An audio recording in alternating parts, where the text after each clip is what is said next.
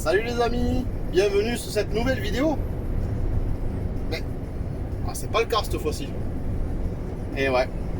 Donc voilà, non, vous inquiétez pas, le car n'est pas vendu. Petit changement, vous allez voir, mais c'est ma nouvelle activité. Voilà, bref, je vais vous montrer un petit peu le petit camion que j'ai. Ça donne des idées à aménager. Bon, mais j'espère que vous allez bien depuis tout ce temps. Et oui, c'est écoulé encore 15 jours au moins. Et bien, je vais vous faire un petit récap de tout ça. Allez, c'est parti, je vous montre tout ça. Bon, ce matin, il fait froid, il pèle. Je sais pas si vous entendez, j'ai allumé le V-Baston du car qui se trouve là. Vous voyez. Et ouais, on l'entend derrière, hein, et ça souffle dessus là. Je sais pas si vous le voyez, on entend, ça souffle. En fait, ça fait chauffer le moteur, moi je l'ai gardé. Je l'ai gardé tout simplement parce que du coup ça me chauffe tout le moteur avant de le démarrer. Et là j'ai surtout l'idée de mettre comment dire, de mettre mes serpentins que j'avais gardés, vous allez voir, qu'il y avait dans le car complètement en haut là. C'est ça là. Vous voyez, voilà, ces petits trucs là. Ça c'est les serpentins qui faisaient la chaleur. Et en fait l'idée, alors je sais pas comment je vais faire encore, mais l'idée c'est de le mettre dans les soutes. Donc de mettre des tuyaux et de mettre dans les soutes pour faire chauffer toutes mes soutes. Et en même temps, ça devrait chauffer mon plancher. Donc je suis en train de réfléchir comment je vais pouvoir le faire. Je sais que Jérémy des Vadrouilleurs, il avait gardé ça pour mettre dans la chambre. Et en même temps, il avait mis aussi, on appelle ça un réservoir en haut, dans le car, qui sert aussi de vase d'expansion, c'est surtout ça, pour bien purger. Moi je vais voir comment je vais faire. Et en fait mon idée c'est ça. Donc je vais pouvoir sûrement mettre ça en haut et dans toutes les soutes pour chauffer le car. Voilà. Bon allez, je vais vous montrer ça, on va le faire démarrer.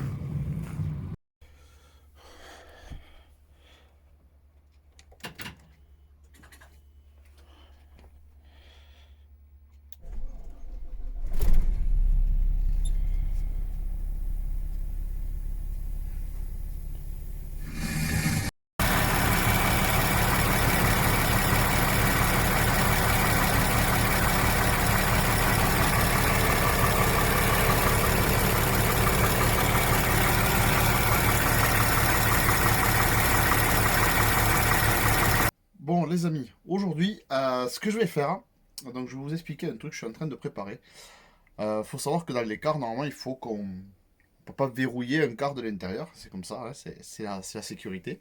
Et en fait ce qui se passe c'est que, alors moi je fais des systèmes où je peux fermer le car, je me débrouille à fermer le car en passant la main par la fenêtre, machin et tout, c'est un peu le bordel.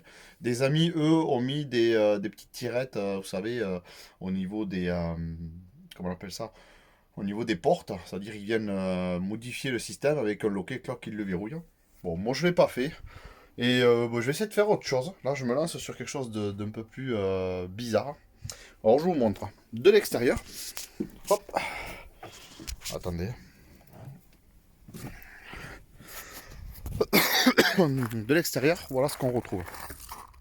Donc, de l'extérieur, je me suis mis un petit loquet comme ça là. C'est un boîtier à clé qui a été modifié et que du coup, je peux accéder à mon bouton qui permet d'ouvrir le car à chaque accès. Donc là, je vais vous montrer. Bon, j'enlève le code. Voilà. Et quand j'ouvre, j'ai mon bouton au fond. Donc quand j'appuie, hop, voilà, la porte s'ouvre. Alors j'ai vidé les bouteilles, je vous expliquerai tout à l'heure, mais j'ai vidé les bouteilles, c'est pour ça que la porte est lente. Hop, voilà. Et donc je me retrouve avec le code là. Donc ça c'est super. J'ai fait la même chose donc de ce côté. Vous voyez. Hop. Voilà, donc j'ai la même chose de ce côté, c'est un autre boîtier mais que je vais modifier. Et en fait l'idée c'est ça. L'idée c'est d'acheter, enfin voilà j'ai acheté déjà, d'acheter ceci. Alors ceci c'est quoi? Donc je l'ai là et je l'ai là.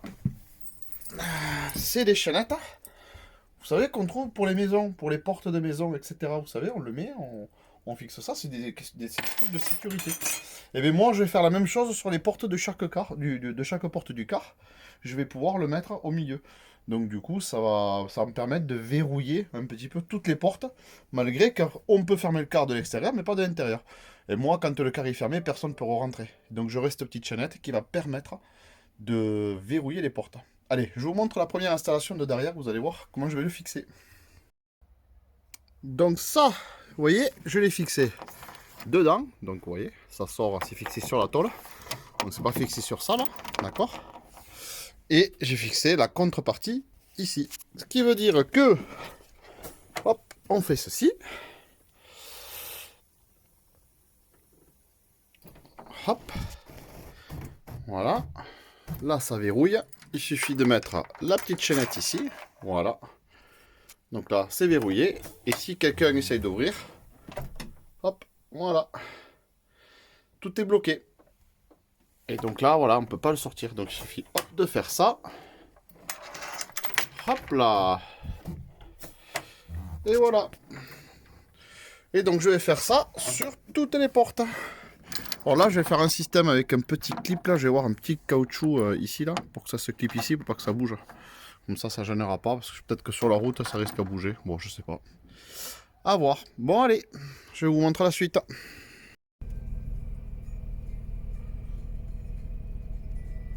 Voilà.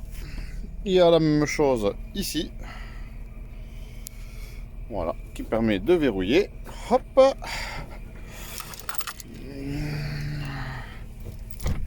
Tac et tac. Voilà. Bon, ben voilà, ben alors nuit difficile, hein. Très difficile. Et j'ai l'impression qu'il a l'air de redémarrer.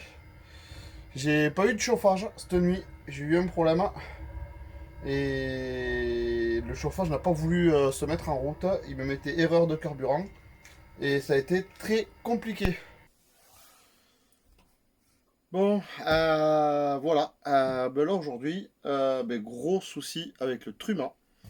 Qu'est-ce que c'est le Truma? Le Truma, vous savez, c'est le chauffe-eau qui me sert donc de chauffer l'eau chaude et qui me sert aussi à faire mettre la ventilation et le chauffage par les gaines dans le camping-car. Donc tous les camping-cars, vous avez ça, enfin tous les camping-cars qui ont d'origine possèdent un Truma, voilà, ou diesel ou gaz, peu importe, ça change, il y a deux modèles. Et surtout, ben, après, c'est une partie électrique pour faire chauffer le boiler, etc. Et moi, en fait, ce qui s'est passé, c'est que ce matin, en le mettant en route, mais plus rien n'a marché. Voilà. Donc il mettait défaut. Alors vous connaîtrez le code, je vous le mettrai, mais pour ceux qui veulent, je le mettrai en description. C'est le code E122H. C'est un code de problème d'alimentation. Mais en fait, c'est le code, il est très vague parce que ce code-là, ben, c'est plein de choses. C'est un problème d'arrivée de gasoil, un problème d'arrivée ben, au niveau de la bougie. C'est ce qu'on a là, un problème d'air. Tout ça fait que c'est bien compliqué. Voilà. Donc je sais pas, je suis allé voir Franck là, à Destinea, donc à Toulouse, qui est super sympa. On a pris la valise, on a branché la valise dessus, c'est ce que ça nous donne. Donc un défaut d'alimentation. Ah oui, il y a l'alimentation aussi, l'alimentation électrique. Si vous voulez, ça je vous expliquerai un peu plus tard dans la vidéo. Si vous voulez l'alimentation, il faut qu'il y ait un certain voltage pour que cette bougie fonctionne correctement. Voilà, sinon ben, ça peut l'encrasser comme ce qui se passe là. Bref, donc on va voir ça. Je vais démonter ça. Je vous montre un petit peu le démontage, comment accéder à cette bougie. Voilà, déjà c'est le principal, c'est ce qui va permettre de faire démarrer le Truma. Donc je vais démonter ça et puis je vais vous expliquer. Allez, c'est parti. Bon, voilà. Donc le petit gros, il est là. Le petit Truma. Donc j'ai tout sorti. Voilà, avec toutes les prises, la carte électronique, etc. ici. Vous voyez. Et bien maintenant, il va falloir démonter ce cache parce que tout se trouve là derrière. Ici, on a l'entrée d'eau. Ici, on a l'arrivée du gasoil. Et là, on a la vidange du... comment on appelle ça? La vidange du boiler, justement. Voilà, avec les échappements, etc. Enfin, là, c'est la chambre de combustion, etc. Voilà, donc allez, on va démonter tout ça. Et je vais vous montrer tout ça. Je vais vous couper, sinon ça va être trop long. Allez, à tout de suite. Voilà, voilà la bête. Et voilà le petit cache. Voilà tous les petits tuyaux qui passent à droite, à gauche. Voilà. Donc en fait, le but maintenant, c'est de démonter tout ça, puisque la chambre de combustion est ici. D'accord? Avec tous les systèmes, avec, je pense que ça, c'est la bougie, il me semble. Il me semble que ça, c'est la bougie. Il va falloir que je regarde, mais il me semble que c'est la bougie. Je vais essayer de voir si je peux démonter que ça. Alors, j'ai vu une vidéo de quelqu'un qui avait fait ça sur YouTube, qui était pas mal. Ouais, il me semble que c'est ça, c'est la bougie. Je vais essayer de la démonter pour voir si je peux éviter de démonter tout. Parce que si on démonte tout, ici, on a un joint. Vous voyez, un joint rouge. Alors, je ne sais pas si vous le voyez bien. Voilà, oui, on le voit là. Vous voyez ce petit joint rouge? C'est un joint rouge quand il est dans le kit qu'on achète avec la bougie, etc. Il est fourni. Tout ce joint, les joints à l'intérieur, etc. Parce que quand on le démonte, c'est foutu. Voilà, on peut pas le changer. Donc là, moi, je vais quand même essayer de voir si je peux pas. Parce que ça, c'est quand même assez récent. Il a 2 ans, hein, donc je vais voir si je peux pas juste démonter ça. Et si ça me sort pas la bougie. Hein? Allez, je vous dis ça. Mais on va voir. Hein. Bon, finalement, je crois que j'ai dit des conneries, en fait. Je suis allé voir Franck, là, du coup, chez Destinéa à Toulouse, qui est super sympa, qui m'aide beaucoup. En fait, ce que je vous montre là, regardez. En fait, cette sonde-là, en fait, c'est pas une sonde, c'est pas la bougie, mais c'est plutôt une sonde de température, de flamme. Voilà, ça, c'est la sonde de température de flamme. J'essaie de vous la mettre comme ça, là, si on peut. Voilà. Vous voyez? Donc voilà, c'est une erreur. Donc il faut quand même bien du coup démonter. Vous voyez, il faut démonter toutes les vis. Il faudra les remonter correctement. Hop, je vais mettre un plan large. Voilà. Donc il faut bien démonter tout ça. Et ça se trouve bien la bougie là-dedans. De là, j'ai récupéré ça chez Franck. Voilà. Hop. Et je vous montre un petit peu de quoi il fait le kit. Donc le kit est fait donc de la bougie. Donc ça va être dur d'ouvrir la boîte. Je vais essayer de l'ouvrir, mais voilà. Voilà ce que c'est une bougie. Vous voyez, c'est ça. Voilà. Ça, c'est la bougie d'allumage. Donc on va démonter l'autre pour voir comment elle est. Comme ça, on verra un petit peu comment c'est foutu. Ça, c'est le joint de tout le carter là qu'on va faire, vous voyez. Et dedans, il y a d'autres joints aussi, dont ceux-là, là, qui se trouvent au milieu entre les deux. Il y a plein de petits trucs. Là, il y a des joints comme ça. Bon, on va démonter tout doucement et on va voir ce que ça donne. Allez, je vous ouvre tout ça. Et puis, je vais vous dire comment ça se passe. Allez, à tout de suite.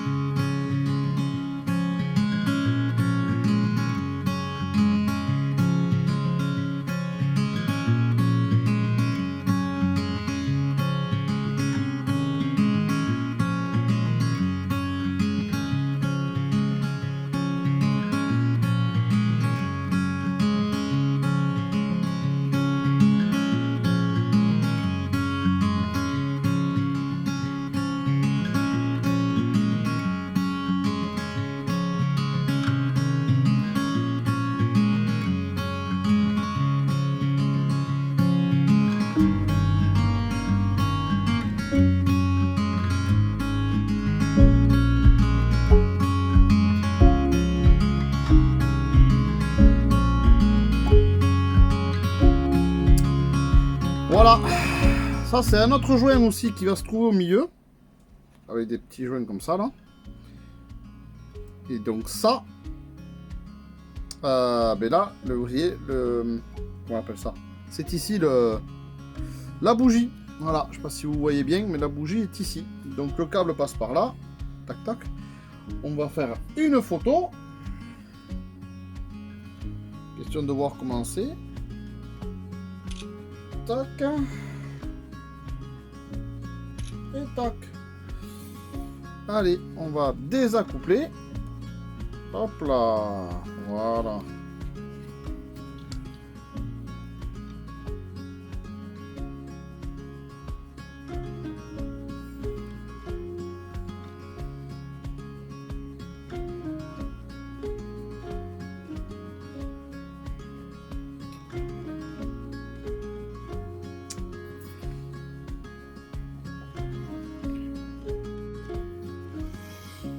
Voilà un petit peu. Donc ben, j'ai tout remonté.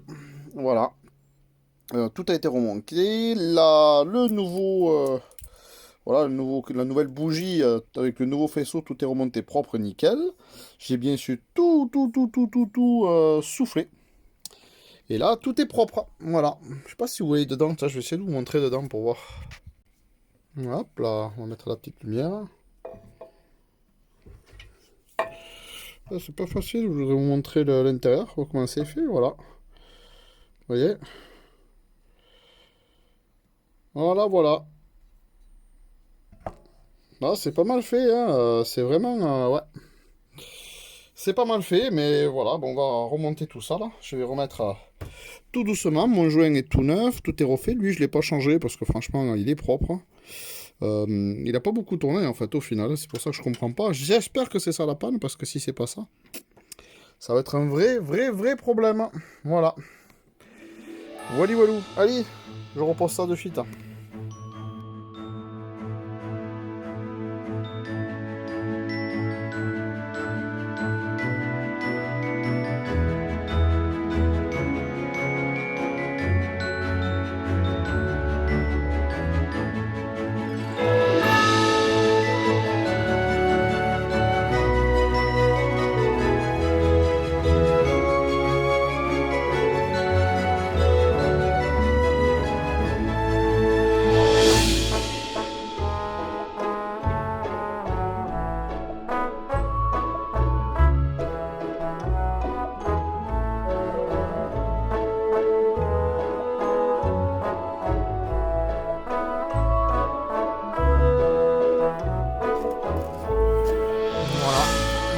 Donc là, je l'ai remis en place. Voilà. Il tourne, mais bon. Ah ben il remet un code d'erreur. Et voilà, à nouveau le code d'erreur E122. Ah, ça c'est bien le problème. On a changé tout ça pour rien. Bon, ça y est. Oh là là, quel bordel en fait. Alors, qu'est-ce qui s'est passé? Je vais vous résumer un petit peu ce qui s'est passé. Le Truma, donc c'est un Truma diesel, hein, comme vous le savez. Et en fait, ce qui s'est passé, j'ai changé, donc je vous ai expliqué dans la vidéo, vous avez vu le créole, le machin, le ci, le là. J'ai tout sorti, tout nettoyé, tout soufflé. Malgré tout, la panne est revenue. La panne est un défaut d'alimentation, c'est un grand, on va dire, domaine, parce que si vous voulez, il donne une info, mais derrière, il y a multiples solutions. Enfin, il y a des solutions de partout, mais il faut aller chercher ces solutions-là. L'ordinateur qui permet de le brancher va nous dire qu'il y avait une basse tension, même s'il y en a là, donc j'ai réglé cette basse tension. D'ailleurs, à ce propos, je vous explique. Faut que j'arrête de bouger la table, sinon ça va pas le faire. Il existe, donc nous, dans les véhicules, on est en 24 volts, et on met des transformateurs 24-12 volts. Alors c'est très intéressant parce que moi je ne savais pas, peut-être que vous allez le savoir, ça m'arrangerait. Voilà, au final, j'apprends beaucoup de choses et je suis nul en élec. Le 24-12, vous allez avoir une tension à la sortie de votre redresseur de flux, le 12 volts. Vous allez avoir 12 volts, voire moins, quand ça va prendre de la charge. C'est-à-dire quand vous allez demander beaucoup d'énergie, il va se retrouver bien plus bas. Ce que je ne savais pas, c'est qu'il existe donc justement des réducteurs comme ça, 24, 13 volts 8. 13 volts 8, ça correspond à une batterie classique de 12 volts qui est chargée à bloc. Et ça, c'est ce que je n'avais pas sur mon problème de Truma ou tout autre élément, parce qu'il va manquer de la puissance. Donc il faut bien se renseigner quand vous allez avoir du matériel, ce que vous allez charger, c'est-à-dire l'ampérage, 10, 15 ampères, 20 ampères, tout dépend de la puissance que vous allez demander à ce convertisseur, mais aussi, enfin aussi, vous savoir si vous voulez de la puissance au niveau du voltage, s'il vous faut du 12 volts, et si ça suffit, parce que peut-être que vous avez des éléments qui vont consommer que 11 volts, mais si vous avez besoin de 13 volts 8, comme ces outils-là, qui sont très demandeurs en énergie, surtout quand ça démarre, et bien à partir de là, il faut mettre des convertisseurs, vous pouvez le regarder, moi j'ai acheté sur Amazon, c'est des convertisseurs 24, 13, 8, vous allez voir, et vous avez vraiment une tension à la sortie de 13, 8, 13, 5, quand ça décharge un petit peu. Donc ça c'est pas mal. Il existe la marque Victron, ça c'est mon pote qui m'en a parlé et c'est génial. Mon pote Nico, donc il va se reconnaître. Victron fait des systèmes comme ça, il m'a parlé de ça, ça vaut à peu près dans les 130 ou 140 euros je crois. Et ça transforme effectivement le 24 volts en 13 volts 8 ou 13 volts 5 et on peut le régler avec un petit, apparemment un petit tournevis, vous pouvez régler le voltage que vous devez ou que vous souhaitez avoir à la sortie de ce ondulateur. Bref, voilà, donc du coup, ce qui s'est passé, c'était ça, et bien ça a été une chose, mais c'était pas vraiment la panne, puisque ça tournait quand même, mais bon, bref. Par contre, ce qui s'est passé, et bien je suis vraiment revenu à la première idée, et la première idée était le gasoil. J'ai eu un problème avec ma pompe à gasoil. Qu'est-ce qui s'est passé? J'ai eu de l'algue dans mon réservoir, c'est un réservoir plastique. J'avais dû stocker du gasoil il n'y a pas si longtemps, je crois que j'ai stocké du gasoil dans le car. Et quand je suis arrivé en bas, il a dû aspirer de l'algue. Et l'algue, franchement, c'est pas terrible. Vous connaissez tous un petit peu dans le gasoil ce que ça fait. C'est assez visqueux, assez dégueulasse. Et ça m'a tout bouché, ça m'a obturé la pompe, etc. Là, il est reparti. Donc j'ai tout soufflé à la soufflette, dans tous les circuits, j'ai tout refait. Donc le trumeau, lui, je l'avais déjà soufflé, donc il était nickel. Et j'ai refait tous mes tuyaux, plus ma pompe qui vient faire le clic, clic, clic, clic, qui envoie la pression dedans. Et je l'ai soufflé, je vais essayer de nettoyer, peut-être que ça s'était collé. Peut-être que ça va revenir, je sais pas, mais en tout cas, je sais que maintenant, ça vient de là. Et ça a été une grosse galère. Grosse galère. Bref. Merci en tout cas à Franck de chez Destinéa, là. Du coup, ben voilà, merci à lui parce qu'il m'a bien aidé. On a branché l'ordinateur dessus. C'était top. Et puis voilà, ben voilà, nickel. Grosse galère. Hein. Bon, en tout cas, ben, si vous avez besoin, n'hésitez pas. Et puis laissez-moi des petits commentaires si vous avez des questions là-dessus. Maintenant, je les connais un peu mieux. À mon grand désespoir, je les connais un peu mieux.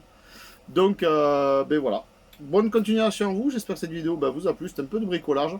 Ça faisait longtemps qu'on sortait pas de vidéos. Alors, j'ai pas sorti des vidéos pour rien. J'avoue. Je suis pas parti. Donc voilà, c'est pour ça que ça c'était sympa d'apprendre un petit peu comment démonter un Truma. Truma diesel. Allez, à très bientôt les amis. Bye bye.